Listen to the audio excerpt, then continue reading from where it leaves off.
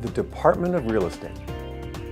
Those initials, the DRE, are sometimes as frightening as the initials, the IRS, because it is the 800-pound gorilla that sits on top of every real estate broker and every agent out here trying to make a living.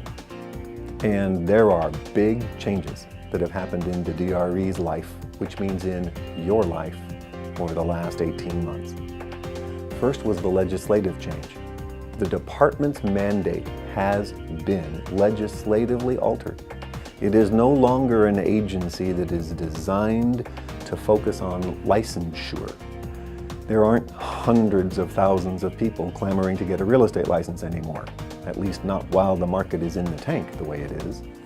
So what does the DRE do with all that staff? It shifted them into the enforcement division, which coincided with the legislation that said the DRE's mandate is now primarily consumer protection, no longer licensure. So all of those folks that were dealing with the one department to give you a license are now dealing with the enforcement department to take your license away.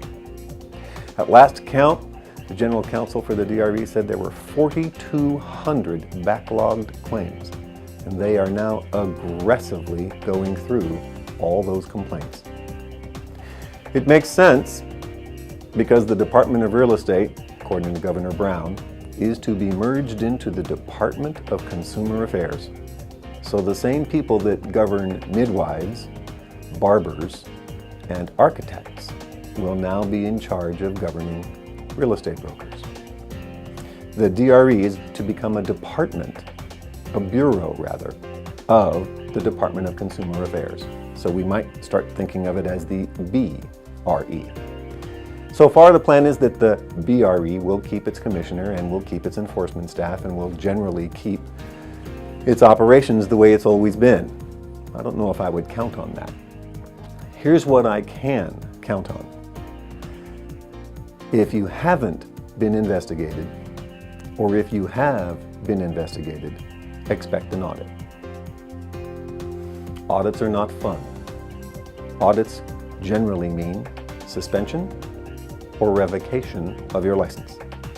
When your livelihood is at risk, do not go face the Department of Real Estate or the Bureau of Real Estate alone. Get somebody that understands your business, the regulatory environment, and what your risks are. That is not the time to try to do it yourself. Come and see us.